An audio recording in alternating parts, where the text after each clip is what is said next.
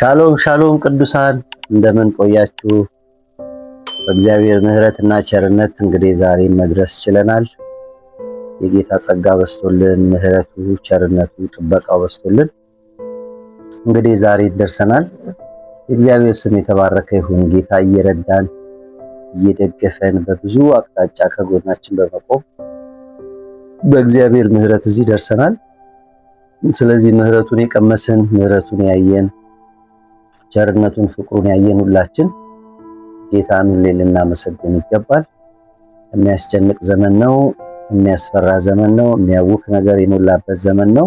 ነገር ግን ያው የዚህ ምድር ነገር ስለሚያበቃ ጉዟችንን እየቀጠልን እንገኛለን። እንግዲህ የተምሳሌትም አገልግሎት በዚህ መንገድ እየቀጠለ ነው። የዩቲዩብ ተመልካቾቼ እየተከታተላችሁኝ ያደመጣችሁኝ ያላችሁ ወንድሞችና እህቶች እጅግ አድርጌ አመሰግናለሁ።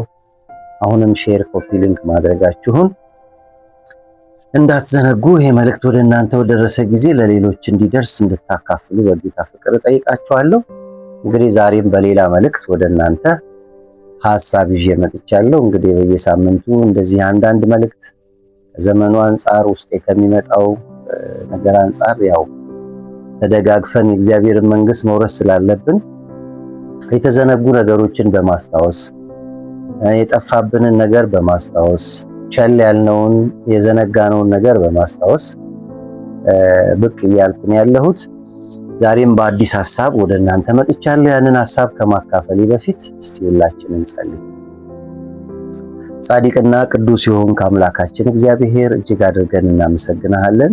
ስለዚህ መልካም ቀን፣ ስለዚህ መልካም ጊዜ፣ ስለሰጠህን ህይወት፣ ስለሰጠህን ኑሮ፣ ስለሰጠህን አገልግሎት እየደገፍከን እያገስከን ዘመናችንን ሙሉ ከኛ ጋር ሆነ በብዙ ውጣ ውረድ፣ በብዙ ፈተና፣ በብዙ ቻሌንጅ እንደዚሁ በአንተ እርዳታ ሁሉን አልፈን ዛሬ ደርሰናል።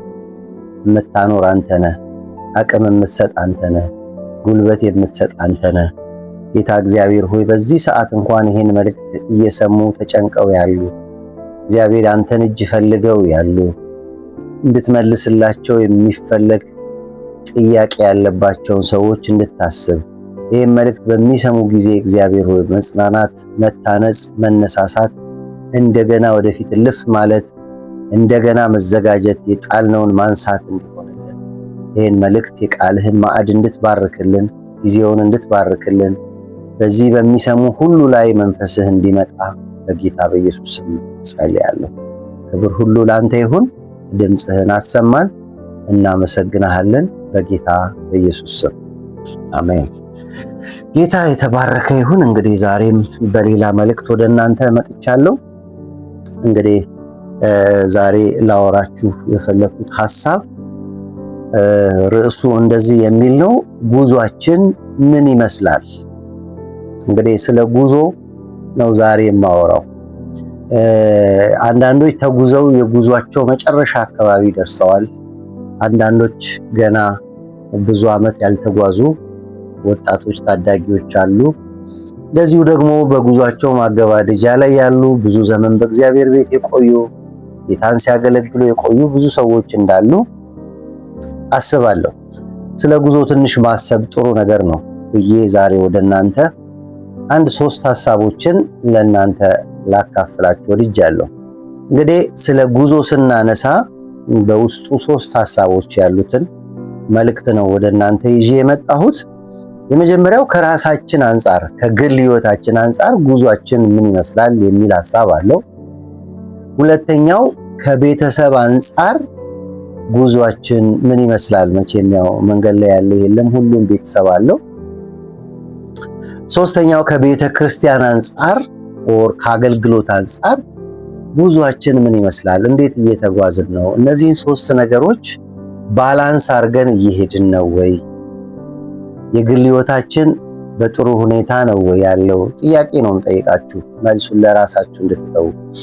ቤተሰባችንስ፣ በቤተሰብ ውስጥ ያለ ጉዞ እንደ ቤተሰብ እንዴት እየተጓዝን ነው? እንደ ሀገር እንዴት እየተጓዝን ነው? እንደ ቤተ ክርስቲያን በአንድ አካል ውስጥ በአንድ መቅደስ ውስጥ በአንድ አጥቢያ ውስጥ እንዳለ የክርስቲያን እንዴት እየተጓዝን ነው? ጉዟችን ምን ይመስላል? ይህን መጠየቅ ያስፈልጋል። እንግዲህ ጉዞን ስናስብ ወዳጆቼ፣ ጉዞ ሲታሰብ ጉዞ መነሻ አለው፣ መድረሻ አለው። ለምሳሌ ከአዲስ አበባ ወደ ሐዋሳ ለመሄድ የተነሳ ሰው ፕላን የሚያደርገው የሚሄድበት ባስ የሚቆርጠው ትኬት ከአዲስ አበባ ወደ ሐዋሳ የሚያደርሰው ትኬት ነው። መናኸሪያ እንኳን መሄድ ካለበት ወይም ኤርፖርት መሄድ ካለበት የሐዋሳ ትራንስፖርቴሽን ያለበት ቦታ ነው የሚሄደው። መነሻውን የሚያደርገው የጅማ የሚሳፈሩበት ቦታ ሄዶ አይደለም። ምክንያቱም በዛ መንገድ ስላልሆነ ማለት ነው። ስለዚህ ጉዞ መነሻ አለው፣ መድረሻ አለው። ህይወት እንደዚህ ነው። ታዲያ ጉዞ መነሻና መድረሻ ካለው ጉዞን ከመድረሻ አንጻር እያዩ መጓዝ፣ መነሻን ሳይረሱ ከመድረሻ አንጻር እያሰቡ መጓዝ ለክርስቲያን ቁልፍ ነገር ነው። ቁልፍ ነገር ነው። በጉዞ ሂደት ውስጥ ብዙ ውጣ ውረድ ነው ያለው። በጣም ብዙ ውጣ ውረድ ነው ያለው በጉዞ ሂደት ውስጥ። እንደ ክርስቲያን እንደ ማንኛውም ማህበረሰብ የትኛውም ሰው በምድር ላይ የሚኖር ሰው አንዳንድ ጊዜ ስኬት ወደ ህይወቱ ይመጣል። ያሰበው ነገር ይሳካለታል። የተመኘውን ነገር ያገኛል። የሰራው ስራ ውጤታማ ፍሬያማ ይሆናል። ስኬት ላይ ይደርሳል። አንዳንዴ ደግሞ በማጣት ልናልፍ እንችላለን። በማግኘት ልናልፍ እንችላለን። የላይፍ ስታይላችን የተለያየ ነው። በጉዟችን ውስጥ የሌለ ነገር የለም። እንማራለን፣ እናገባለን፣ እንነግዳለን፣ ቤት እንሰራለን፣ ሀብት እናፈራለን። ሰው በምድር ላይ ሲመላለስ ማድረግ ያለበትን ነገር በሙሉ በየስቴፑ እናደርጋለን። እነዚህን ነገሮች የምናደርገው ግን ጉዞው መጨረሻ እንዳለው እያሰብን ካልሆነ የምናደርጋቸው ያደረግናቸው ነገር ነገ ዋስትና ሆኖ በእግዚአብሔር ፊት አይቆሙልንም። ለምሳሌ ሀብት ያለው ሰው በሀብቱ ወደ እግዚአብሔር መንግስት ሊገባ አይችልም። ስልጣን ያለው ሰው በስልጣኑ እግዚአብሔር ወዳዘጋጀው መንግስት ሊገባ አይችልም። ጥሩ ዘመድ ያለው ሰው ዘመድ እከሌ አለኝ ብሎ በማሰብ ወደዛ አይገባም። በሩ እኔ ነኝ ብሏል ጌታችን መድኃኒታችን። ስለዚህ ጉዟችን ምን ይመስላል? ስናገኝ ምን አይነት ሰው ነን? ስናጣስ ምን አይነት ሰው ነን? ነገሮች ስሙዝሊ ሲሄዱ ሲሳኩ ወደ ስኬት ገበታ ስንሄድ እኛ ምን አይነት ሰዎች ነን? እንደ ተጓዥ ነው እየተጓዝን ያለነው ወይስ ተጉዞ እንደጨረሰ? ይሄን ማሰብ በጣም ቁልፍ ነገር ነው ለክርስቲያን። እግዚአብሔር በዋናነት ከሰው ልጆች ምን ይፈልጋል ካላችሁ፣ እግዚአብሔር መነሻችንን እንድንረሳ አይፈልግም። የተነሳንበትን ቦታ፣ ዳግመኛ የተወለድንበትን ቀን፣ ወደ ጌታ የመጣንበትን ቀን፣ ከክርስቶስ ጋር የተጣበቅንበትን ቀን፣ ከክርስቶስ ጋር ኪዳን ያደረግንባትን ቀን እንድንረሳ አይፈልግም። ክርስቲያን ተብለን የተቆጠርንበት፣ በእግዚአብሔር መንግስት ውስጥ አካል ሆነን የተቆጠርንበት ያንን ቀን እንድንረሳ እግዚአብሔር አይፈልግም። ብዙ ጊዜ ግን ብዙ ሰዎች ያቺን ቀን ይረሳሉ። የተወለዱበትን ቀን፣ ያመለጡበትን ቀን፣ ከሰይጣን እስራት ያመለጡበትን ቀን፣ በክርስቶስ ደም የተዋጁበትን ቀን እንድንረሳ እግዚአብሔር አይፈልግም። እሱ ብቻ አይደለም፣ እግዚአብሔር ሌላም አይፈልገው። መጨረሻችንን ደግሞ እያየን እንድንሮጥ እግዚአብሔር ይፈልጋል። ከመጨረሻው ዓላማ አንጻር እንድንኖር እግዚአብሔር ይፈልጋል። መነሻችንን ካልረሳን ከመጨረሻው የዚህ ምድር ነገር ያበቃል። 70-80 ተብሏል። አንዳንዶች እዛ ሳይደርሱ ይሄዳሉ። መቼ እንደምንሄድ አናውቅ። ከዛ በኋላ ድካም ነው ይባላል። መጽሐፍ ቅዱስ እንደሱ ይላል። ኢፌክቲቭሊ አንሰራም፣ አንሮጥም። አርፈን እንደው ስም ተሰጥቶን የተለያየ ነገር ተሰጥቶን ነው የምንኖረው። እግዚአብሔር ከመጨረሻው ዓላማ አንጻር እንድንጓዝ ይፈልጋል። አትሌቶች አይታችሁ እንደሆነ በመጽሐፍ ቅዱስ ውስጥም ስለ ትግል ይናገራል። ስለ ስፖርት ምሳሌ ሐዋርያው ቅዱስ ጳውሎስ ያነሳል።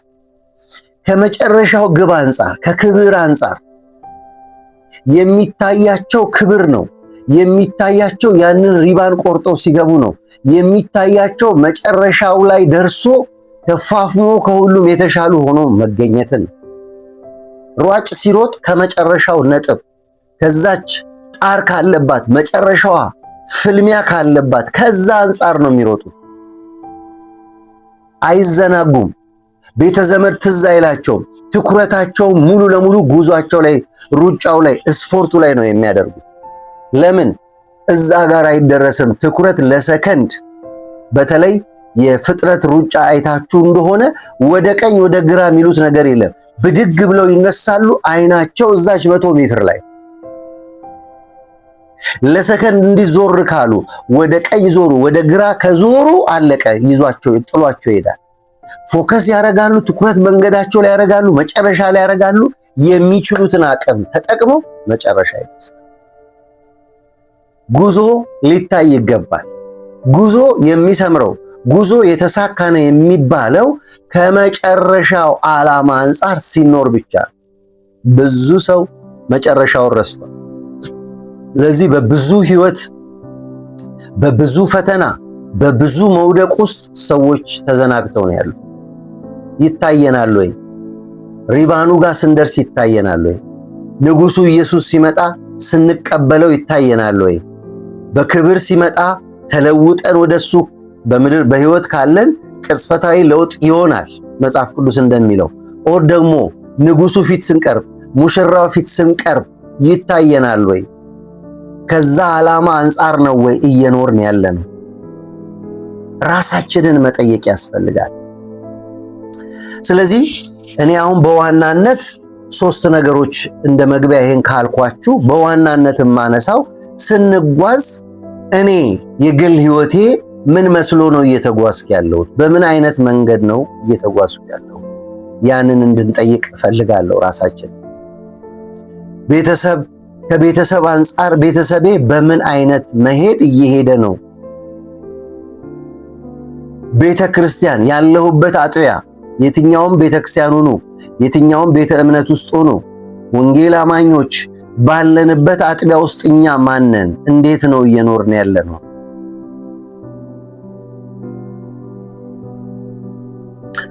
እንደ ምሳሌ ባነሳላችሁ ጉዟችን ምን ይመስላል የሚለውን ዘፍጥረት ምዕራፍ 12 ቁጥር 1 ላይ ሄደን ስናነብ ላንብበው። እሱን ሐሳብ በጣም የሚመቸኝ ደስ የሚለኝ ሐሳብ ነው። ዘፍጥረት ምዕራፍ 12 ቁጥር 1 ላይ እግዚአብሔር አብርሃምን እንዴት እንደጠራው የምናነብበት ክፍል ነው። ምን ይላል? እግዚአብሔር አብርሃምን አለው፣ ከአገርህ ከዘመዶችህ ከአባትህ ቤት ተለይተህ እኔ ወደማሳይህ ምድር ውጣ። ታላቅ ሕዝብ አደርግሃለሁ፣ ባርክሃለሁ፣ ስምህንም አከብረዋለሁ፣ ለበረከት ሁን። የሚባርኩ እባርካለሁ፣ የሚረግሙህን እረግማለሁ። የምድር ነገዶች ሁሉ በአንተ ይባረካሉ። አብርሃምም እግዚአብሔር እንደነገረው ሄደ። ሎጥም ከሱ ጋር ሄደ። አብርሃም ከካራን በወጣ ጊዜ የ70 ዓመት ሰው ነበር። ተመልከቱ እንግዲህ 70 ዓመት ይሄ ሰውዬ የኖረው ኑሯል። እግዚአብሔር ከዘመዶችህ ካለህ ነበር ከኖርክበት ከተከበርክበት እኔ ወደማሳይ ምድር ውጣ። ጉዞው ሲጀምር እግዚአብሔር ኪዳን አድርጎ ጉዞ ሲጀምር ከአብርሃም ጋር ለመስራት ፈልጎ ቃል ኪዳን አድርጎ ሲነሳ የአብርሃም ጉዞ በግል ሕይወቱ እጅግ በጣም ፈታኝና እነዛ 25 ዓመታት ምናልባት ታሪኩ የምታውቁ እነዛ 25 ዓመታት ለአብርሃም የማይመቹ የዝምታ ጊዜ፣ የጥያቄ ጊዜ፣ የመውጣት የመውረድ ጊዜ፣ ተስፋ የመቁረጥ ጊዜ፣ የማዘን ጊዜ፣ የመቆዘም ጊዜ። መቼ ነው እግዚአብሔር ወደኔ የሚመጣው? መቼ ነው የምጎበኘው? የታል ከኔ የሚወለደው ልጅ? በቃ አረጀው እኮ ጃጀው እኮ ጨረስን እኮ የሰው መሳቂያ ሆንኩ እኮ እግዚአብሔር ተናግሮኝ ሁሉ ነገር ጠፋ በሚያስብል ሁኔታ 25 ዓመት ተጓዘ። የሰው ልጅ እሰጥሃለሁ ብሎ ያለ ልጅ 25 ዓመት፣ እባርክሃለሁ ብሎ ጭራሽ ወደ ረሃብ። እዚሁ ክፍል ላይ ስታነቡ ወረድ ብላችሁ ስታነቡ ቁጥር 10 ላይ በምድር ረሃብ ሆነ፣ አብርሃምም በዚያ በእንግድነት ይቀመጥ ዘንድ ወደ ግብፅ ወረደ። እግዚአብሔር ውጣ ብሎት የወጣው ሰው ተራበ። አልተሰጠውም፣ አልመጣም፣ ጥያቄው አልተመለሰለት። ጉዞ በአንድ መልክ አይደለም። የጉዞ ፈተና ምን ቢሆን ምን እግዚአብሔር ከተናገረው ከመጨረሻው ዴስቲኒ ሕዝብ ሲሆን እየታየው ሲባረክ እየታየው ካልተጓዘ ጉዞ መንገድ ላይ ያስቀራል። ተስፋ ቆርጠን እንወድቃለን። ተስፋ ቆርጠዋል፣ ነገር ግን ተነስተው ነው እንደገና ወደ አጋር የገባበትን ሲቹዌሽን ታውቃላችሁ። ስለዚህ ጉዞ ከመጨረሻ አንጻር ከግብ አንጻር ተኮኖ ሲኖር እውነቴን ነው የምላችሁ የምናልፍባቸው የህይወት ፈተናዎችን አልፈን ነው የምንለው። አብርሃም ህዝብ ሲሆን እየታየው መኖር አለበት። እግዚአብሔር ተገልጦ የተናገረው ነገር በሙሉ ተፈጽሞ ያ ተፈጽሞ እያየ በህሊናው በልቡ ያንን አምኖ ከሱ አንጻር ነው መሮጥ ያለበት። ያለፈበትን መንገድ ታውቃላችሁ። በጣም ተፈትኗል። ሚስቱን እህቴ ናት እስከ ማለት በረሃብ ምክንያት እግዚአብሔር አይመጣም ተባብለው ባልና ሚስት ተማክረው ወደ አጋር እስከ መግባት የህይወት ውጣ ውረድ እጅግ ብዙ ነው። እኔ ቀላለው እያልኳችሁ አይደለም፣ እኔም እያለፍኩ ያለሁበት ነው። ነገር ግን ጉዟችንን መንገድ ላይ ሊያስቀር የመጣውን ነገር በጥራት ማየት አለብን። ከግባችን እንዳያጎለን፣ ከመጨረሻው እንዳያጎለን። እዚህ ምድር ላይ ስም ሊኖረን ይችላል፣ ሀብት ሊኖረን ይችላል፣ ብልጽግና ሊኖረን ይችላል፣ ሰዎች የሚያጨበጭቡለት ነገር፣ ሰዎች ቢኖረን ብለው የሚመኙት ነገር በሙሉ ሊኖረን ይችላል። ነገር ግን ከግባችን የሚያጎለን ከሆነ ሰው ዓለምን ሁሉ ቢያተርፍ የተባለ ምን ይጠቅመዋል? ኖሮን ያለ ዓላማ ከምንኖር ሁሉ ነገር ተሳክቶልን ምድራዊ ህይወት ለምልሞ ከግባችን አንጻር የማንኖር ከሆነ ምን ትርፋለሁ ወዳጆቼ? ያልፋል፣ ሁሉ ነገር ያልፋል። እንኳን ሀብት አይደለም ሰማይና ምድር ያልፋል ይላል እግዚአብሔር። የእግዚአብሔር ቃል ብቻ ነው ለዘላለም ጸንቶ የሚኖረው። እንደዚሁ ሌላው ዘጸአት ምዕራፍ 6 ላይ ሄደን ስናነብ ዘጸአት ምዕራፍ 6 ላይ ሄደን ስናነብ 6:6 ላይ ሄዳችሁ ስታነቡ ስለዚህ ለእስራኤል ልጆች እንዲህ በላቸው እኔ እግዚአብሔር ነኝ፣ ከግብጽ ባርነት አወጣችኋለሁ፣ ከተገዥነታችሁ አድናችኋለሁ፣ በተዘረጋው ክንድ በታላቅ ፍርድ እታደጋችኋለሁ፣ ለእኔ ሕዝብ እንድትሆኑ እቀበላችኋለሁ፣ አምላክ ሆናችኋለሁ። እኔ ከግብጽ ባርነት ያወጣችሁ እግዚአብሔር አምላካችሁ እንደሆኑ ታውቃላችሁ። ለአብርሃም ለይስሐቅ ለያዕቆብ እሰጣት ዘንድ ወደ ማሉት ምድር አገባለሁ፣ እርሷም ርስት አድርጌ እሰጣችኋለሁ፣ እኔ እግዚአብሔር ነኝ ብሎ የእስራኤልን ሕዝብ በሙሴ አማካኝነት ከግብጽ ሲያወጣ ታያላችሁ። ጉዟቸው ግን ያሳዝናል።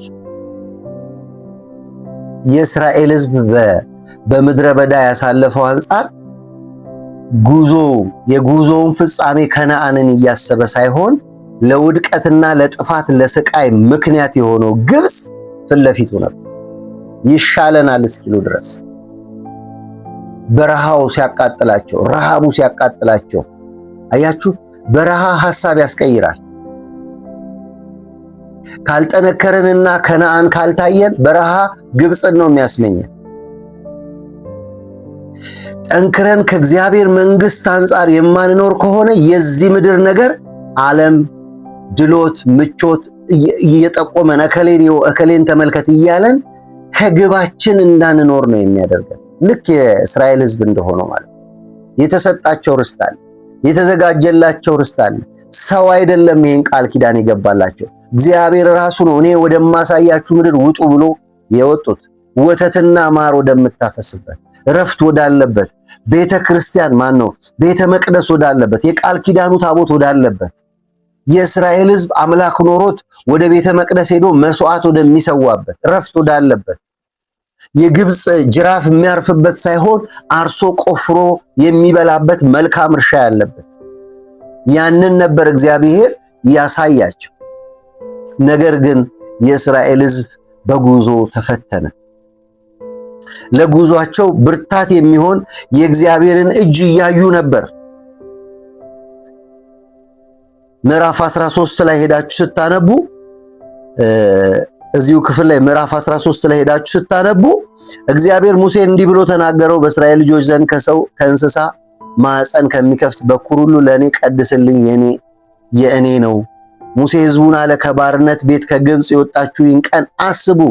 እግዚአብሔር ከዚህ ቦታ በብርቱ እጅ አውጥቷችኋልና ስለዚህ የቦካ እንጀራ አትብሉ። እናንተ ዛሬ በአቢው ወር ወጥታችኋል።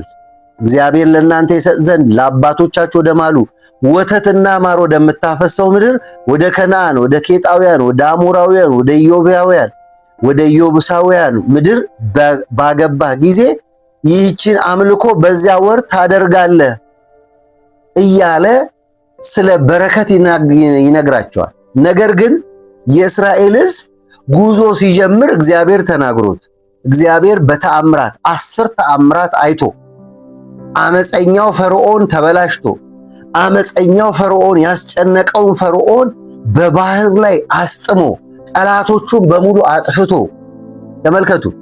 ጉዞ የተጀመረው ኪዳን ገብቶለት ነው። ለእስራኤል ሕዝብ ጉዞ ያስጀመረው እግዚአብሔር እኔ አደርሳችኋለሁ ብሎ ጉዞ ፈታኝ ቢሆንም እግዚአብሔር ከነገረን ከዴስቲኒያችን አንጻር የማንኖር ከሆነ እንደ እስራኤል ምድረ በዳ ተንጠባጥበን እንቀራለን። የተዘጋጀልን ርስት ጋር አንደርስም። የተዘጋጀልን ቦታ ጋር አንደርስም። ወዳጆቼ ጉዞ ግን የተመሰቃቀለ ነበር።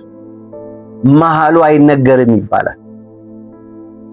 ጉዞ መጀመሪያና መጨረሻ ነው። መሃሉ አይነገርም። መሃሉ የተለያየ ውጣ ወረዳ አለው። እንደዚህ አይነት ጥቅስ አንብቤያለሁ መኪና ላይ መሃሉ አይነገርም የሚል። መጨረሻው ግን ወተትና ማር የምታፈሰው ምድር መውረስ ነበር። ከባርነት ነፃ መውጣት ነበር። የአምላካቸውን ችሎታና ድንቅ ተአምራት ማየት ነበር፣ እያዩ ነበር። ዘውትር እሱን እያመለኩ እያረሱ ደስተኛ ሆነው እንዲኖሩ ነበር የእግዚአብሔር ግብ፣ እግዚአብሔር ያስቀመጠላቸው የህይወት ግብ። እነሱ ግን ከግባቸው አንጻር ከከነዓን አንጻር ስላሮጡ መንገድ ላይ ቀሩ። እኔ ዛሬ የምፈራው እሱ ነው። ይህ ህዝብ በብሉይ ኪዳን የነበረ ህዝብ እንዲሁ ተስፋ ተሰጥቶት ከጂኦግራፊካል ሎኬሽን ነው። ይሄ ሳውን ከነዓንስ ምድር ናት። ሲምቦሊክ ነው። ለአዲስ ኪዳን ክርስቲያኖች ብዙ የሚገባን ነገር ነው። እኛ እኮ ከክርስቶስ ጋር ኪዳን ስናደርግ እግዚአብሔር መጨረሻ ያስቀመጠልን መንግስተ ሰማያት የእግዚአብሔር መንግስት የሚል ፍጻሜ ያለበት፣ ረፍት ያለበት፣ ለቅሶና ዋይታ የሌለበት ለዘላለም ንጉሱ ነግሶ የሚኖርበት የረፍት ስፍራ፣ እግዚአብሔርን ለሁል ቀን የማምለክ ስፍራ፣ የኑሮ ውድነት የማይዝ የዓለም ጩኸት የማይሰማበት፣ አሁን ዓለም ላይ ያሉ መሳሪያዎች ይሄ ግሎባላይዜሽን ቴክኖሎጂ ምናምን የሌለበት ንጉሱ ብቻ ያለበት ረፍት ያለበት አምልኮ ያለበት ያንን ግብ አስቀምጦ ነው ወደ ኪዳን እንድንመጣ ያደረገ።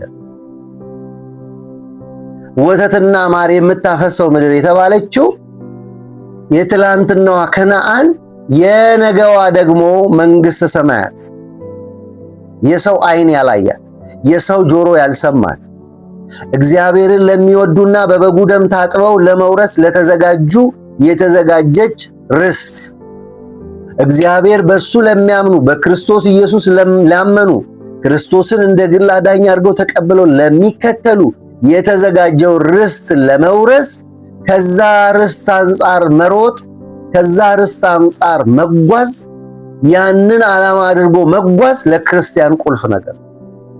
ዛሬ ላስታውሳችሁ የምወደው እግዚአብሔር በውስጥ ያስቀመጠው ይሄን ነው። ማን ነው ከግቡ አንጻር እየሮጠ ያለው? እስቲ እንጠይቅ። አብርሃም እየተፍገመገመም በብዙ ጣውረድ እየተፈተነም በመውደቅ መነሳት፣ በማዘን በማጣት ብቻ በመሆን ባለመሆን እግዚአብሔር ያየው ቦታ ደረሰ። ከሱ የሚወለደው ልጅ ይስሐቅ ከጉልበቱ የሚወለደው ልጅ እንደወረሰው ኪዳን እንደገባ ሕዝብ እንዳደረገው የአሕዛብ ሁሉ አባት እንዳደረገው እግዚአብሔር የገባውን ቃል እንደፈጸመ አብርሃም ምንም ቢሆን እግዚአብሔርን ትኩር ብሎ የሚያይ ስለነበር ደረሰ። የእስራኤል ሕዝብንም ስትመለከቱ ከ600,000 ሰው በላይ ወጥቶ ትኩር ብለው የተመለከቱ 2 ሰዎችና ልጆቻቸው እንደገቡ በመጽሐፍ ቅዱሳችን ማንበብ እንችላለን። እነዚህን ሐሳቦች ጠቅለል አድርገን እኔና እናንተ ጉዟችን ምን ይመስላል? የቤተሰባችን ጉዞ ምን ይመስላል? በግል ሕይወታችን የግል ሕይወታችን ጉዞ ምን ይመስላል? እንደ ቤተ ክርስቲያን፣ እንደ አጥቢያ፣ እንደ አብያተ ክርስቲያናት ዩኒቲያችን፣ ፍቅራችን፣ ወንጌልን ለመስራት ያለን ነገር እንዴት ነው? አጥቢያ ላይ ብቻ አልቆምም። የዞን አብያተ ክርስቲያናት ምን እየሰራን ነው? ወንጌላውያን አብያተ ክርስቲያናት ምን እየሰራን ነው? ካውንስሉ ምን እየሰራ ነው? ከእግዚአብሔር መንግስት አንጻር ነው ወይ የምንሰብከው? አብዛኛው ነገር ምድር አይሸትም ወይ? ሁሉም ሰው የቤት ስራውን እየሰራ ነው ወይ? ባለፈው ሳምንት እንዳነሳውላችሁ ማለት ነው። ወንጌል የሁላችን ዕዳ ነው። እንድንነግረው የተቀመጠልን እግዚአብሔር ያስቀመጠልን ከአፋችን ሊጠፋ የማይገባው ቁልፍ ሐሳብ ነው ወንጌል። እሱን አስበን ከራሳችን አንጻር እንደው አንዳንድ ነገር ልበላችሁ። ጉዞ ከራሳችን አንጻር ምን ይመስላል? ሐዋርያው ቅዱስ ጳውሎስ በሐዋርያት ሥራ ምዕራፍ 9 ላይ ሄዳችሁ ስታነቡ ጉዞ እንዴት እንደተጀመረ እናያለን። ሐዋርያት ሥራ ምዕራፍ 9 ቁጥር 15 ላይ ጌታም ይህ በአሕዛብና በነገሥታት በእስራኤል ልጆች ፊት ስሜን ይሸከም ዘንድ ለእኔ የተመረጠ ዕቃ ነውና ሂድ፣ ስለ ስሜ ስንት መከራ ሊቀበል እንዲያስፈልገው እኔ እመለከተዋለሁ አለ። አናንያም ሄዶ ወደ ቤት ገባ፣ እጁን ጭኖበት ወንድሜ ሳኦል ጌታ እርሱም በመጣበት መንገድ የታየ ኢየሱስ ነው፣ ደግሞ ታይ ዘንድ መንፈስ ቅዱስ ይሞላብህ ዘንድ ላከኝ አለ። ወዲያውም እንደ ቅርፊት ያለ ከዓይኑ ወደቀ። ያን ጊዜ ደግሞ አየ። ተነስቶም ተቀመጠ፣ መብልን በልቶ በረታ። በደማስቆ ካለ ደቀ መዛሙርት ጋር ጥቂት ኖረ ይላል። እንግዲህ የሐዋርያው ቅዱስ ጳውሎስ ጅማሬ በሐዋርያት ሥራ ምዕራፍ 9 ላይ ይጀምራል። መንገዱ ግን የሚገርማችሁ ሐዋርያው ቅዱስ ጳውሎስ ከግብ አንጻር እግዚአብሔር መጨረሻ ካዘጋጀለት ዓላማ አንጻር የሚኖር ስለነበረ በሚኖርበት በዛ መንገድ በጣም ብዙ ውጣ ውረድ፣ ምናልባት ሐዋርያው ቅዱስ ጳውሎስ የደረሰበት ነገር እኛ ቢደርስብን ከግባችን አንጻር እንኖራለን ወይ የሚለው ሌላ ጥያቄ ነው። በጣም ከባድ ስለሆነ ማለት ነው። መጽሐፍ ቅዱስ ውስጥ በ12ቱ መልእክቶች ውስጥ በ13ቱ መልእክቶች ውስጥ መንገዱ ምን ይመስል እንዴት አስቸጋሪ እንደሆነ እናያለን። ነገር ግን ጳውሎስ መንገዱ ምንም አስቸጋሪ ቢሆን ምንም ብዙ ውጣ ውረድና ፈተና ቢኖርበት ምን ይላል ስለ መንገዱ ሲነግረን? ስለ መንገዱ ሲያስረዳን ሐዋርያው ቅዱስ ጳውሎስ ሮሜ 8:35 ላይ ሄዳችሁ ስታነቡ ሁላችሁም የምታውቁት ክፍል ነው። ከክርስቶስ ፍቅር ማን ይለየኛል? መከራ ወይስ ጭንቀት ወይስ ስደት ወይስ ረሃብ ወይስ ራቁትነት ወይስ ፍርሃት ወይስ ሰይፍ ነውን? ስለ አንተ ቀኑን ሙሉ እንገደላለን፣ እንደሚታረዱ በጎች ተቆጥረን ተብሎ እንደተጻፈ፣ በዚህ ሁሉ ግን በወደደን በእርሱ ከአሸናፊዎች እንበልጣለን። ሞት ቢሆን ሕይወት ቢሆን መልአክ ቢሆን ግዛት ቢሆን ያለው ቢሆን የሚመጣው ቢሆን ኃይላት ቢሆኑ ከፍታ ቢሆን ዝቅታ ቢሆን ልዩ ፍጥረት ቢሆን በክርስቶስ ኢየሱስ በጌታችን ካለ ፍቅር ሊለየን እንዳይችል ተረድቻለሁ። በቃ ጉዞ ከግለሰብ አንጻር፣ ጉዞ ከእያንዳንዳችን ሕይወት አንጻር በዚህ መንገድ ሊቃኝ ይገባል። ከተጓዝን ላይቀር ከሄድን ላይቀር ግባችንን አይቶ እንደሚሄድ ሰው መሄዳችን ካልቀረ ቅዱስ ሐዋርያ ጳውሎስ እንዳለ ምንም የሚለየኝ ነገር የለም። ይሄን ደግሞ ለስብከት ማጣፈጫ ሳይሆን በጳውሎስ ሕይወት ውስጥ እያንዳንዱ ቀን ያየነው ነገር። እኛ በዚህ ዘመን ያለን አገልጋዮች ቴክኖሎጂ ብዙ አለን፣ የምንጠቀመው ትራንስፖርቴሽን ብዙ አለ። ትራንስፖርቴሽን በሌለበት እነሱ እኛ ከሀገር ነበር ቱር የምናደርገው። ሐዋርያው ቅዱስ ጳውሎስ ግን ከአንድ እስር ቤት ወደ ሌላ እስር ቤት ነበር ቱር የሚያደርግ።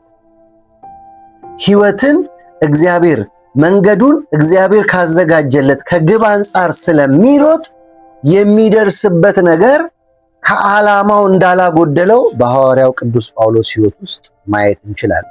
እሱ ብቻ አይደለም፣ ዙሪያው ያሉ ሰዎች እንኳን ጉዟቸውን እየፈተሹ እንዲሄዱ አስተዋጽኦ ሲያደርግ እናያለን። ሁለተኛ ጢሞቴዎስ ምዕራፍ 4 ላይ ሄደን ስናነብ ሁለተኛ ጢሞቴዎስ ምዕራፍ 4 ላይ ሄደን ስናነብ እንደዚህ ይላል።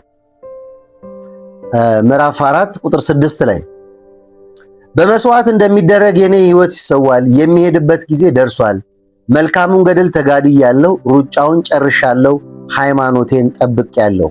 ተመልከቱ፣ ለሐዋርያው ቅዱስ ለጢሞቴዎስ መልእክትን ሲያስተላልፍለት የኔ ጉዞ እዛ ሐዋርያ ሥራ ምዕራፍ 9 ላይ የተጀመረ ጉዞ የሚያበቃበት ጊዜ ደርሷል። እሰዋለሁ፣ እሄዳለሁ።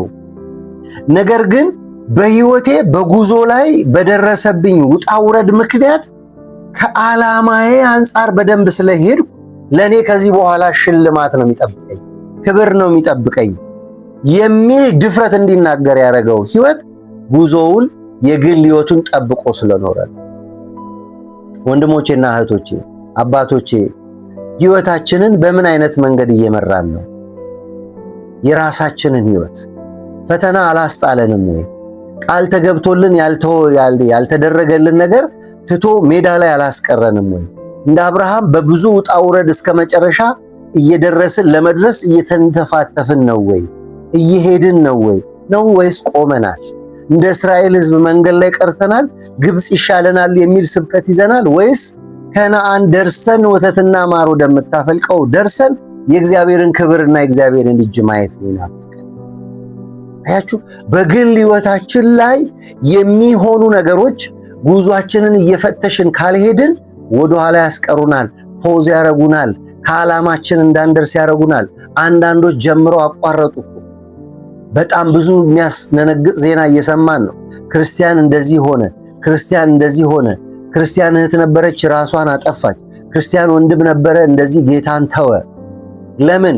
በጉዞው ላይ ያሉ ነገሮች፣ እዚህ ምድር ብቻ የሚቀሩ ነገሮች አስጥመው ስላስቀሩ ነው። ስለዚህ የራሳችን ጉዞ ምን ይመስላል? ከግል ህይወታችን አንጻር ጳውሎስ ስለ ራሱ ብቻ አይደለም ስለ ሌሎች በጉዟቸው እንዲጠነቀቁ ይመክራል። ለምሳሌ ጢሞቴዎስን አንተ ግን እያለ የሌሎችን ህይወት በማሳየት ይመሰክርለታል። ለምሳሌ አንድ ምንድነው ለጢሞቴዎስ ያነሳለት አንዱ ምሳሌ ማን ነው? ዴማስ ነው። ምዕራፍ 4 ቁጥር 9 ላይ ሄዳችሁ ስታነቡ በቶሎ ወደ እኔ እንድትመጣ ትጋ፣ ዴማስ የአሁኑን ዓለም ወዶ ትቶኛል፣ ወደ ተሰሎንቄ ሄዷል። እያችሁ በግል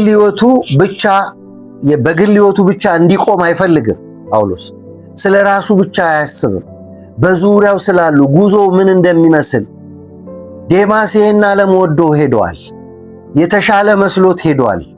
ይሄኛው ከመጨረሻው ግብ አንጻር የሚሮጠው ሩጫ አቋርጦ መንገድ ላይ የሚያስቀረው ሩጫ ጀምሯል። እኔና እናንተስ? ዴማስ በዓለም ተያዘ። እኔና እናንተ ጉዟችንን የገታ የግል ህይወታችን እንዳይሳካ ያደረገ ነገር ምን ይሆን? እስከ ፍጻሜ እየሄድን ነው ወይ? ጳውሎስ ጢሞቴዎስን ሲመክር ከጌታችን ከኢየሱስ ክርስቶስ የግል ህይወት በማንሳት ነው ጳውሎስ ይኖር የነበረው፣ ያስተምር የነበረው። ኑሮው ምን እንደሚመስል ያንን ህይወት ለመኖር ይሞክር ነበር። ህይወቱ ምን ይመስል ነበር ኢየሱስ ከሰዎች ጋር? ያንን ህይወት ለመድገም ይሞክር ነበር። እሱ ብቻ አይደለም፣ በዛ ዘመን የነበሩ እነ እስጢፋኖስ የሚያደርጉትን አያውቁምና ይቅር በላቸው የሚለውን ትምህርት የሚለውን ህይወት ከኢየሱስ ነው የተማረው። ለገዳይ ምህረት የሚያደርግ፣ ለጠላት ምህረት ማድረግ፣ ለሚጠላ ሰው ልብን መክፈት፣ እያሳደደ ለሚገልሰው መልካም መመኘት፣ እግዚአብሔር ምህረት እንዲያደርግለት መለመን፣ ይሄ ክርስቲያናዊ ሴት ነው። አገልግሎቱ ከመንግስቱ አንጻር ነበር። ኢየሱስ የሚያወራው፣ የሚናገረው፣ የሚኖረው፣ የሚያገለግለው ሐዋርያው ጳውሎስ ክርስቶስ በዛ መንገድ እንደሄደ ይሄድ ነበር።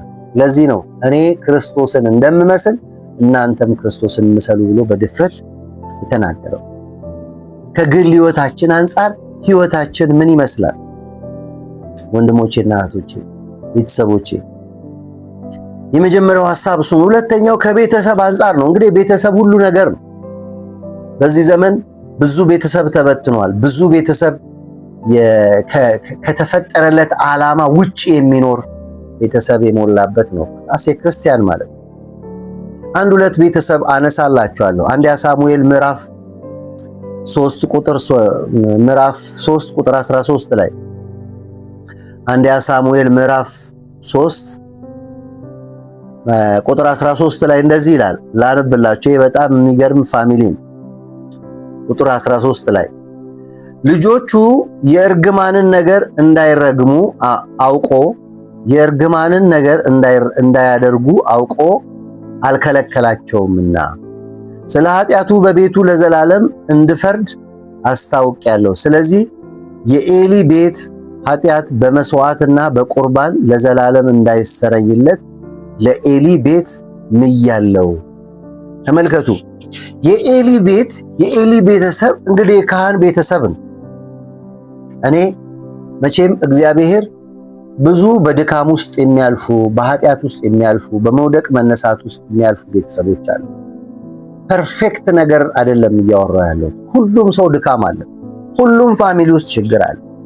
ነገር ግን ቱ ዘ ፖይንት እንደ ቤተሰብ እኔ ላሳስባችሁ የምፈልገው ዛሬ የሚመለስ ቤተሰብ፣ እንደገና የሚመጣ ቤተሰብ፣ የተወውን ነገር እንደገና የሚጀምር ቤተሰብ፣ ንስሐ የሚገባ ቤተሰብ፣ ልቡ ያልጠነከረ ቤተሰብ። ኤሊ ልጆቹን ለመገሰጽ አልሞከረም። ኤሊ ልጆቹን ይዞ ወደ እግዚአብሔር መቅረብ አልፈለገም። እንደውም አንዳንዱ ቃል ከባድ ነው። እሱ እግዚአብሔር ነው፣ የወደደውን ያድርግ። እስከ ደም ጠብታ ለንስሐ ልቡ ዝግጁ አልነበረም። እግዚአብሔርም ሊያጠፋቸው አስቦ ነበር ይላል መጽሐፍ ቅዱስን ስታነብ። ስለዚህ የኤሊ ቤተሰቦች ስናይ ተበታትነው የቀሩ፣ ሁሉም በየራሱ መንገድ የሚሄድ፣ እንደ ፋሚሊ አንድ ልብ የሌላቸው፣ አንድ አቋም የሌላቸው፣ በአንድ መስመር የማይሄዱ፣ የተሰጣቸውን ግብ የረሱ፣ የተሰጣቸውን የቤተ መቅደስ ኃላፊነት የዘነጉ ፋሚሊዎች ነበሩ። የኢዮብን ቤተሰብ ደግሞ ላሳያችሁ። እንደ ቤተሰብ እየተጓዝን ነው። እንዴት እየተጓዝን ነው? ኢዮብ ምዕራፍ 1 ሄደን ስናነብ እንደዚህ የሚል ቃል አለ። ምዕራፍ 1 ቁጥር 5 ላይ ሄዳችሁ አንብቡ። አብረን እናንብብ እስቲ። የግብዣውን ቀኖች ባለፉ ጊዜ ኢዮብ ምናልባት ልጆቼ በድለው እግዚአብሔርን በልባቸው ሰድበው ይሆንን ብሎ ይልክና ይቀድሳቸው ነበር። ኢዮብም ማልዶ ተነሳ፣ እንደ ቁጥራቸው ሁሉ የሚቃጠል መስዋዕት አቀረበ። እንዲሁ ኢዮብ ሁል ጊዜ ያደርግ ነበረ። ተመልከቱ። ልጆቹ ግብዣ ባደረጉ ጊዜ ስለ ፋሚሊው ኬር ያለው ሰው ነበር። ምናልባት በደስታ መካከል፣ በብዙ ደስታ መካከል ልጆቼ እግዚአብሔርን ሊያሳዝኑ ስለሚችሉ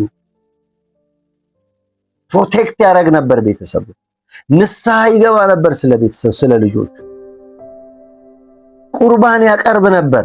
በደስታ መካከል፣ በሐሴት መካከል መሳት ስላለ ከእግዚአብሔር እንዳይጎሉ፣ ቤተሰቤ ውስጥ እርም እንዳይመጣ እያለ ኢዮብ ስለ ቤተሰቡ፣ ስለ ልጆቹ፣ አብረው ስለሚኖሩ ሰዎች ንስሐ የሚገባ ቤተሰብ ነበር። እንደ ቤተሰብ የተውነው ነገር የለም ወይ? የቤተሰባችን ጉዞ ምን ይመስላል? ከዓመት ዓመት ወደ ክብር እየሄደ ነው ወይ? የኛ ቤት ኑሯችን እያደገ ነው ወይ? መተሳሰባችን እያደገ ነው ወይ? ፍቅራችን እያደገ ነው ወይ? አንዱ ለአንዱ ያለን ሸክም እየጨመረ ነው ወይ? ወይስ የምናገለው ግልፍተኛ መሆን፣ ገለልተኛ መሆን፣ አያገባኝም አይነት ስሜት የሚፈጥሩ ኢዮብ ያገባኛል አለ። የልጆቼ ውድቀት የኔ ውድቀት ነው አለ። ኤሊን ስትመለከቱ ግን እግዚአብሔር እሱ የወደደውን ያደርግ ብሎ ልጆቹን ለእግዚአብሔር ፈቃድ፣ እግዚአብሔር የሚመለስ አምላክ ነው። ለነነዌ ሕዝብ የራራ ለነነዌ ሕዝብ የተመለሰ እግዚአብሔር ለኤሊም ቤተሰብ ይመለስ ነበር። ነገር ግን በኤሊ ቤተሰብ በልጆቹ ጋር የንስሐ ሕይወት አናየም። ከባዱ ነገር በክርስትና ሕይወት የሚመለስ ምሉስ ልብ ያለው አለመሆን፣ ልበ ጠንካራ መሆን። ቤተሰብ ውስጥ ይሄ አያስፈልግም። ጉዟችን ምን ይመስላል?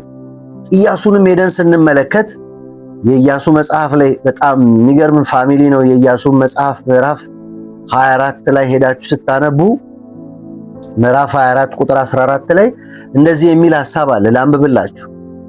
አሁንም እግዚአብሔርን ፍሩ፣ በፍጹም በእውነት ልብ አምልኩ።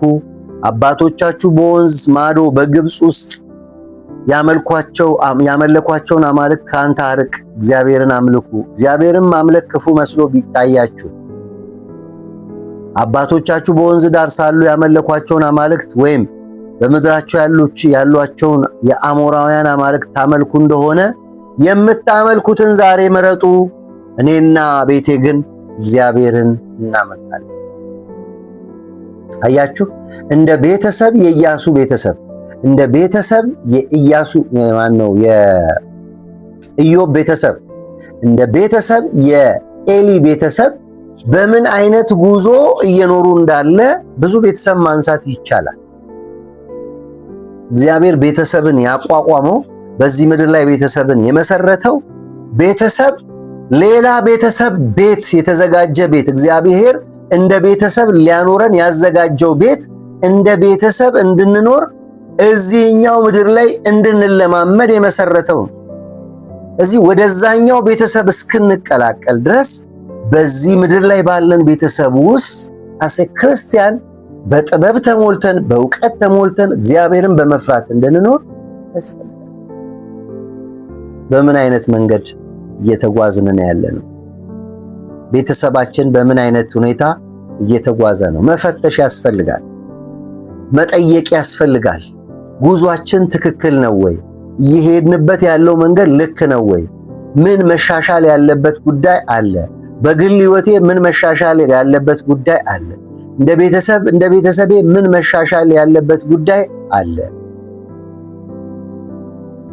አንዳንድ ጊዜ አስቸጋሪ ነገር ይገጥማቸዋል። አብረዋችሁ የሚኖሩ ሰዎች ለእናንተ ጉዞ እንቅፋት ይሆናሉ። ነገር ግን በዛ ውጣ ውረድ ውስጥ እንኳን እንደ ግለሰብ በግላችን መጓዝ ያስፈልጋል። ከተቻለ ቤተሰብ እንደ ቤተሰብ ይዞ መጓዝ አለበት። ካልተቻለ ግን እንደ ግል ደግሞ እስከ መጨረሻው መጓዝ የግድ። መቼም ሰውን አስገድዳችሁ የእግዚአብሔርን ነገር በዚህ መንገድ ሂድ አትሉ። የእግዚአብሔር ነገር ሁሉ የልብ ፈቃድ፣ የአእምሮ ዝግጅት፣ የልብ መሰጠት፣ ራስን መስዋዕት ማድረግ፣ ስጋን ከክፉ መሻቱ ጋር መስቀልን ተሸክሞ መሄድ ይጠይቃል።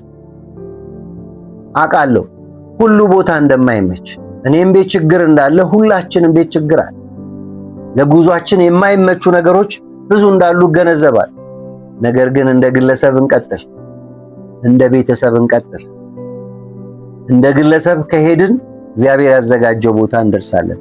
እንደ ቤተሰብ ከቀጠልን ደግሞ እግዚአብሔር በፈለገው መንገድ እንደ ቤተሰብ የምንወርሰው ሀገር ያንን አጣጥመን እንኖራለን። ሶስተኛውና ዋናው ፖይንቴ በጣም እንድናተኩር የምፈልገው የመጨረሻም ሐሳብ ነው። ያስ ከቤተ ክርስቲያን አንጻር ወር በቅንፍ ውስጥ ከአገልግሎት አንጻር ጉዟችን ምን ይመስላል? አገልግሎት በተወሰኑ ሰዎች እጅ የወደቀበት ዘመን ቢኖር እኔና እናንተ ያለንበት ዘመን፣ ሸክምለስ ሰዎች የበዙበት፣ ከቤተ ክርስቲያን አንጻር አገልግሎታችን ምን ይመስላል? እንገመግማለን ወይ? አጥቢያ የምትመሩ ቤተ ክርስቲያንን የምታስተዳድሩ አብያተ ክርስቲያናትን የምናስተዳድር የተለያዩ መንፈሳዊ ተቋማትን የምንመራ እግዚአብሔር በሰጠን ዕድል እግዚአብሔር በሰጠን ኃላፊነት የተለያዩ ስራዎችን መንፈሳዊ ስራዎችን እምንሰራ የተቋም መሪዎች፣ የቤተክርስቲያን መሪዎች፣ የቤተክርስቲያን ፓስተሮች፣ አገልጋዮች ጉዟችን ምን ይመስላል? እነሱ ብቻ አይደለም፣ ኃላፊነት የሰጠናቸው ሰዎች ለመከተል አብሮ ለመስራት አብረናችሁ ከጎናችሁ ብሎ ቃል የገባው ህዝብ በምን አይነት ጉዞ እየተጓዝን ነው? አገልግሎት በማን ነው የተያዘው?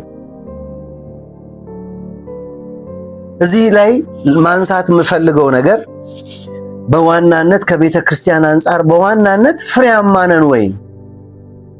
ቤተ ክርስቲያን እያፈራች ነው ወይ? እግዚአብሔር በሰጣት መክሊት እየነገደች ፍሬያማ ሆናለች ወይ? በቤተ ክርስቲያን ውስጥ ያሉ አገልጋዮች፣ በቤተ ክርስቲያን ውስጥ ያሉ የቤተ ክርስቲያን ምዕመናን አካላት አዲስ ኪዳን ላይ ሁሉም ስራ አለው። በቤቱ ሆኖ የሚጸልይም እዚህ መጥቶ በአንድ ላይ የሚጸልይም ሁሉም ፍሬ አለው። ፍሬያማ ነን ወይ? ማቴዎስ ወንጌል ምዕራፍ 25 ላይ አንድ የሚያስደንቅ ስለ ፍሬ የሚያነሳ ሐሳብ አለ። ማቴዎስ ምዕራፍ 25 ቁጥር 16 ላይ ሁላችሁም የምታውቁት የእግዚአብሔር ቃል እንደዚህ ይላል። 5 መክሊት የተቀበለው ሄዶ ነገደበት፣ ሌላ 5 አተረፈ።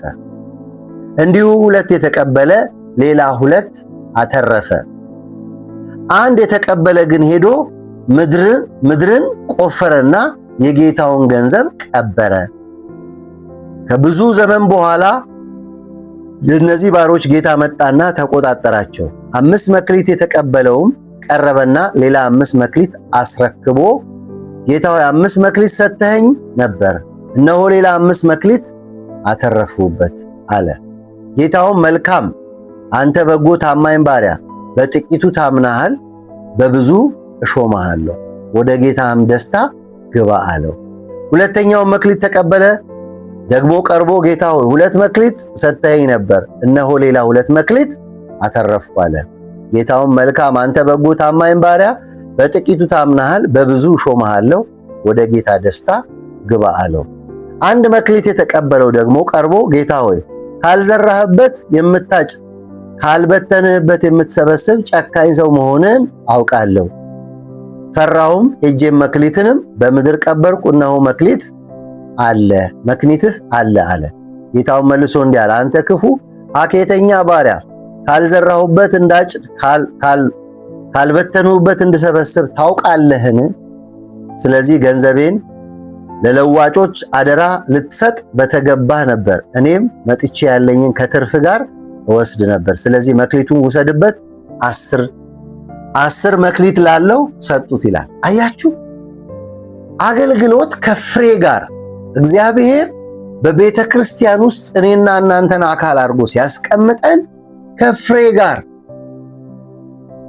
እንድንነግድበት፣ እንድናተርፍበት፣ በመንግስተ ሰማያት እንድንሸለምበት፣ በእግዚአብሔርና በሰዎች ፊት በምንቆምበት ጊዜ በፍርድ ቀን እንዲፈረድልን፣ በፍርድ ቀን ሽልማት እንዲሰጠን የተሰጠን መክሊት አለ። ቤተ ክርስቲያን ውስጥ ያለን ምዕመናን ከፍሬ አንጻር ምን ያህል እየሮጥን ነው? ታማኞች ነን ወይ? እግዚአብሔር ለሰጠን አደራ፣ እግዚአብሔር ለሰጠን ሕዝብ፣ እግዚአብሔር ለሰጠን አገልግሎት ታማኞች ነን ወይ? ከሰው እንደተቀበልን አላረግነውም። አገልግሎት ከሰው የሚወሰድ አይደለም፣ ከፓስተር የሚወሰድ አይደለም፣ ሰዎች ሲያስከፉን የምናቆመው አይደለም። አገልግሎት በፍሬ ካልተሞላ ምንም ትርጉም የለውም። አገልግሎት መለኪያው ክርስቶስ ነው። የአገልግሎት መለኪያ ክርስቶስ ነው። ክርስቶስ ምን ሲያደርግ ነበር? እንዴት ሲያገለግል ነበር? በተሰጠው መክሊት እንዴት ሲያተርፍ ነበር? እነዛ 3 ዓመት ተኩል እኮ አገልግሎቱን ስትመለከቱ አገልግሎቱ አልጋ ባልጋ አልነበረም። አምላክ ሆኖ ዞር በሉ ከፊቴ እያለ መናገር ይችል ነበር። ነገር ግን ሲያሳዱት፣ ነገር ግን እንዳይናገር ሲያረጉት፣ እሱ ግን አልፎ ይሰራ ነበር። እልፍ እያለ ዞር እያለ ይሰራ ነበር። ታማኞች ነን ወይ? እግዚአብሔር ለሰጠን መክሊት ታማኞች ነን ወይ? ወይስ እንደዛ ሰውዬ ወስደን ቀብረናል? እግዚአብሔር ሰጥቶት የቀበረ ስንት አለ። እግዚአብሔር ለአገልግሎት ሾሞት ቤቱ የገባ በራሱ መንገድ የሚሄድ ስንት ሰው አለ? ጉዟችን ምን ይመስላል? ከቤተ ክርስቲያን አንጻር ፍሬያማ ነን ወይ? ታማኞች ነን ወይ? ጊዜያችንን ለእግዚአብሔር የምንሰጥ ነን ወይ? ገንዘባችንን ለእግዚአብሔር የምንሰጥ ነን ወይ? ሁለተኛ ቆሮንቶስ በጣም የሚገርሙኝ ሰዎች አሉ። ምዕራፍ 8 ላይ ሁለተኛ ቆሮንቶስ ምዕራፍ 8 ላይ ሄዳችሁ ስታነቡ በጣም የሚገርሙ ሰዎች አሉ። ወንድሞች ሆይ ለመቄዶንያ አብያተ ክርስቲያናት የተሰጠው የእግዚአብሔር ጸጋ እናስታውቃቸዋለን። በብዙ መከራ ተፈትነው ሳሉ የደስታቸው ብዛትና የድህነታቸው ጥልቀት ተመልከቱ። የማይገናኝ ነገር ነው ሐዋርያው ቅዱስ ጳውሎስ አገናኝቶን። የደስታቸው ብዛት ይላል፣ የድህነታቸው ጥልቀት ይላል። ሶስተኛ ደግሞ የሚጋጭ ነገር የልግስናቸው ባለጠግነት በዝቶብናል። ደስተኞች ናቸው፣ ግን የመጨረሻ ድሆች ናቸው። ድሆች ናቸው፣ ግን በልግስና የሚታወቁ ናቸው። ከትርፍ የሚሰጡ ሳይሆን ያላቸውን የሚያካፍሉ፣ ያለውን አንድ ለሁለት ቦታ ቆርሰው የሚካፈሉ፣ የድህነታቸው ጥልቀት የልግስናቸው ባለጠግነት የማይገናኝ ነገር። አያችሁ፣ ጉዞው ላይ ትኩረት አድርጎ የሚሄድ ህዝብ ምን ይሁን ምን በዚህ አይነት ጥልቀት ውስጥ፣ በዚህ አይነት ዝቅጠት ውስጥ፣ በዚህ አይነት ታች መውረድ ማጣት ውስጥ ቢሆን በአንድ ነገር ይታወቃል፣ በመስጠት በልግስና። እንደ አቅማቸው መጠን ከአቅማቸው የሚያልፍ እንኳን ወደው እንደሱ እንደሰጡ እመሰክራለሁ። ለቅዱሳን በሆነው አገልግሎት እንዲተባበሩ ይህ ቸርነት በብዙ ልመና ከኛ ይለምኑ። ተመልከቱ። በገንዘባችን፣ በጊዜያችን፣ በኑሯችን፣ በአገልግሎታችን ምን እንመስላለን? ማን ነው በታማኝነት እያገለገለ ያለ? በህዝብ ምርጫ የመጣ ህዝብ የሆነ ነገር ሲሆን ጥሎ ይሄዳል። በእግዚአብሔር ምሪት የመጣ ግን እስከ መጨረሻ ይሄዳል። የተጠራ ነው እስከ መጨረሻ እንድንሄድ። በዋናነት በዚህ በቤተ ክርስቲያን አንጻር ጉዟችን ምን ይመስላል በሚለው ሐሳብ ውስጥ እንድናተኩር የምፈልገው ሐሳብ አገልግሎታችን ምን ይመስላል? እያገለገልን ነው ወይ? ተገልጋይ አልበዛም ወይ? ሰራተኛ ጥቂት እንደሆነ እያወቅን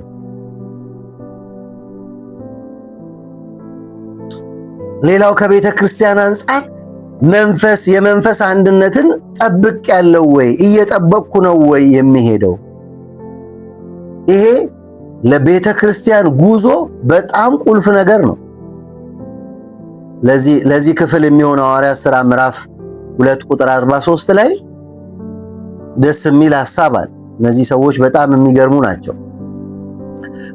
በሐዋርያት ትምህርት ከ42 ጀምሬ ላንብብ። በሐዋርያትም ትምህርትና በህብረት እንጀራውን በመቁረስ በየጸሎቱም ይተጉ ነበር። ነገር ግን በሰው ሁሉ ፍርሃት ሆነ። በሐዋርያት እጅ ብዙ ድንቅ ምልክት ተደረገ። ያመኑትም ሁሉ አብረው ነበሩ። ያላመኑት ሁሉ አንድነት አደረጉ። ያላቸውንም ሁሉ በአንድነት አደረጉ። መሬታቸውን፣ ጥሪታቸውን እየሸጡ ማንኛውም እንደሚፈልግ በሁሉ ያካፍሉ ነበር። በየቀኑ በአንድ ልብ ሆነው በመቅደስ እየተጉ በቤታቸው እንጀራ እየቆረሱ በደስታና በጥሩ ልብ ምግባቸውን ይመገቡ ነበር። እግዚአብሔርንም እያመሰገኑ በሕዝቡ ሁሉ ፊት ሞገስ ነበራቸው። ጌታም የሚድኑትን ዕለት ዕለት በእነርሱ ላይ ይጨምር ነበር። ቤተ ክርስቲያን ስትመሰረት እንዲህ አይነት ነበረች። ሁሉ ተሰብስቦ አንድ ላይ የሚሆንበት፣ ችግር ቢመጣ ችግርን በአንድነት የምንጋፈጥበት። ዛሬ ዘርፎች ከዘርፎች ጋር፣ አንዱ ኮሚቴ ከሌላኛው ኮሚቴ ጋር፣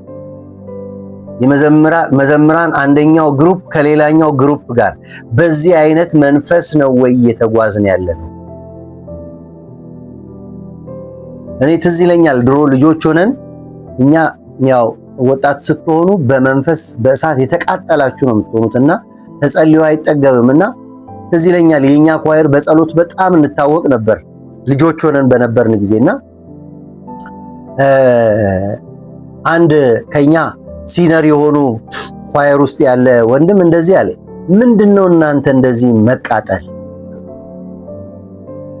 በአጋንንት መንፈስ ነው እንዴ ውስጣችሁ ያለው? አጌኒስት ሲያረገን ብዙ ስለጸለይ ብዙ መቀጣጠልኛ መሃል ስላለ እንደኛ መሆን ስላቃታቸው አያችሁ። እንዴት ነው እኔና እናንተስ እያገለገልን ያለ ነው? አንድ ህብረት ውስጥ ሆነን እንኳን እየተቃቃርን አይደለም ወይ? አንዱ ዘርፍ ለሌላኛው ዘርፍ፣ አንዱ አጥቢያ ለሌላኛው አጥቢያ አናደርግም ወይ? የመንፈስ አንድነትን እንጠብቃለን ወይ? ከአንድ ማዕድ ቆርሰን አንድ ጌታ ሞቶልን በአንድ ደም ታጥበን በአንድ ደም ነጽተን ለአንድ መንግስት እየተዘጋጀን 80 መንግስት መሆን አይጠበቅም። ጉዟችንን መፈተሽ ያስፈልጋል። ከቤተ ክርስቲያን አንጻር ሌላው ማለት የምፈልገው ተተኪ አዘጋጅተናል ወይ? ከኛ በኋላ ወንጌል እንዲቀጥል ምን ያህል እየሰራች ነው ቤተ ክርስቲያን? ትውልዱ ላይ እያየች ነው ወይ? ስፔሲፊክ የተደረጉ እነዚህ ይሄን ቦታ ይሸፍናሉ ተብለው ሴሌክት ተደርገው መንገድ ሐዋርያው ቅዱስ ጳውሎስ ሴሌክት አድርጎ እነሱ ላይ ኢንቨስት ያደርግ ነበር። ጌታችን መድኃኒታችን ኢየሱስ ክርስቶስ ሴሌክት አድርጎ ለ3 ዓመት ኢንቨስት ያደረገባቸው ሰዎች አሉ። 99% ተሳክቶለታል ኢየሱስ። አንዱ ቢሄድም ማለት ነው። እሱም የመመለስ እድል ነበረው አሻፈረኝ ብሎ ራሱን ባያጠፋ። ቀጣይ እንዲሆን አያችሁ፣ ተተኪ ባላሰብን ቁጥር ነገ የሚመጣውን ነገር አናውቅ። ታዘጋጃለች ወይ ቤተ ክርስቲያን? ዛሬ ፓስተሮች፣ ወንጌላውያን፣ አስተማሪዎች፣ ምሁሮች ስፔሲፊክ ተደርገው መሪዎች ስፔሲፊክ ተደርገው ተመርጠው እንደነ ሐዋርያው ጳውሎስ እነ ጢሞቴዎስን እነ ሉቅ እነ ማርቆስን ያሰለጥን እንደነበር እነ ፊሊሞናን ያሰለጥን እንደነበር እነ ቲቶን ያሰለጥን እንደነበር ለመተካት ዝግጁ ያደርግ እንደነበር ጌታችን መድኃኒታችን ኢየሱስ ክርስቶስ እኔ ብሄድ ይሻላል እናንተ ታስቀጥላላችሁ፣ ከኔ የተሻለ እርሻ ከኔ የተሻለ ስራ ብዙ ዘመን የምትሰሩት እናንተ ናችሁ በማለት ሁለት አድርጎ በመላክ ስፔሲፊክ ቦታ በማሳየት ስልጣን በመስጠት በመቀባት በመሾም ይልክ እንደነበር ቤተክርስቲያን ይሄን ለማድረግ ዝግጁ ናት ወይ? የቤተክርስቲያን ጉዞ ምን ይመስላል? መድረክ ላይ ብቻ አልቀረንም ወይ? ለራሳችን የሚያስፈልገንን ምድራዊ ነገር ማሟላት ብቻ ላይ አልተጠመድንም ወይ? የሚያብለጨልጭ ነገር ላይ ትኩረት አላደረግንም ወይ? ጥሩ ነው፣ እሱን እኔ መቃወሚያ አይደለም። ጥሩ ሳውንድ ሲስተም፣ ጥሩ የአምልኮ አዳራሽ፣ ጥሩ ወንበር ማንም አይጠላም። ነገር ግን ፎከሳችን እሱ ብቻ ላይ አልሆነም ወይ? እያዘጋጀን ያለነው ህዝብ ምን አይነት ህዝብ ነው? ነገ ወንጌልን ያስቀጥላል ብለን ያለው ከኋላችን እየተከተለ ያለው ጄኔሬሽን በምን የተሞላ ነው? በጸሎት የተሞላ ነው ወይ? በእግዚአብሔር ቃል የተሞላ ነው ወይ? ነው ወይስ በቲክቶክ እና በተለያዩ ማህበራዊ ሚዲያ በኤአይ የተሞላ? አያስፈልግም እያልኩ አይደለም፣ ያስፈልጋል። ስላስፈለገም ነው እኛ ዛሬ በዚህ በነጻነት መተን ወንጌልን ለእናንተ ማድረስ ዓለምን ሁሉ መድረስ ይቻላል። አሁን ይሄን መልእክት ሁሉም ዓለም ላይ ዩቲዩብን ሰርች አድርጎ ቢፈልግ የሚያገኘው መልእክት ነው፣ ይጠቅመናል። ነገር ግን በእግዚአብሔር መንፈስ የታነጸ እግዚአብሔርን የሚፈራ እግዚአብሔርን የሚከተል በወንጌል እውነት የተቃጠለ እኔ ነኝ ተረኛ የሚል ትውልድ እያዘጋጀን ነው ወይ? የአምልኮ መሪዎች እየተተኩ ነው ወይ? ዘማሪያን እየተተኩ ነው ወይ? ሰባኪዎች እየተተኩ ነው ወይ? ሙዚሺያንስ እየተተኩ ነው ወይ? ስራ እየተሰራ ነው ወይ? እረኞች እየተተኩ ነው ወይ? መሪዎች እየተተኩ ነው ወይ? በጣም አዝናለሁ። ዛሬ የሚያወራ ኦር ደግሞ ሰው የሚያጨበጭብለት ኦር ደግሞ በሆነ ቦታ ኃላፊነት ያለ ሰው ይመጣና እሱ ጥሩ ነው፣ ንግግር ይችላል፣ እንደዚህ ይችላል፣ ማሳመን ይችላል በሚል ያልተዘጋጁ ሰዎችን አምጥተን የቤተክርስቲያንን መንበር፣ የቤተክርስቲያንን ወንበር፣ የቤተክርስቲያንን የአገልግሎት ስርዓት ቀየር። የተዘጋጁ ያስፈልጉናል። እነ ጢሞቴዎስ ያስፈልጉናል። እነ ቲቶ ያስፈልጉናል። ምክር የሰሙ ከልጅነታቸው ጀምሮ የእግዚአብሔርን ቃል በማወቅ ያደጉ በእግዚአብሔር ቃል የታነጹ ቤታቸውን አለት ላይ የገነቡ ከስር መሰረት ጀምሮ የተሰራባቸው ተተኪዎች እያዘጋጀች ነው ወይ ቤተክርስቲያን? እናንተ መሪዎች፣ እናንተ እረኞች እንደኔ እድል ያገኛችሁ የማገልገል፣ የማስታጠቅ፣ የመስበክ፣ የማስተማር እድል ያገኛችሁ ምን እየሰራን ነው? እንደ ቤተክርስቲያን፣ እንደ አጥቢያ፣ እንደ አብያተ ክርስቲያናት፣ እንደ ካውንስሉ ምን እየሰራን ምን እያካሄድን ነው? አንዳችን በአንዳችን ላይ አንዳችን ለሌላችን እድገት እንቅፋት አልሆንም ወይ? አልተካሰስንም ወይ? ፍርድ ቤት አልቆምንም ወይ? ወዳጆቼ እሱ አያዋጣም። የእግዚአብሔርን መንግስት እርስ በርስ በመካሰስ አንሰራው። መተራረም፣ መተናነጽ፣ መገሳጸጽ አለ። ነገር ግን እስከ ደም ጠብታ ያ ሰው እስኪጠፋ ድረስ መሄድ እኔ መንገዳችንን ይሳትን ነው የሚመስለው። ጉዟችን ምን ይመስላል? ይህንን መልእክት ወደ እናንተ ያመጣሁት በዋናነት ለኛ ለቤታችን ለመዘጋጀት ይጠቅመኛል ብዬ ነው። ለኔ ህይወት ይጠቅመኛል፣ ለቤቴ ይጠቅማል፣ ወደፊት ለምደርስበት የህይወት ጉዞ ይጠቅማል ብዬ ስላሰብኩ ነው ይሄን መልእክት ወደ እናንተ ይዤ የመጣሁት። ያልሰራነውን እንድንሰራ፣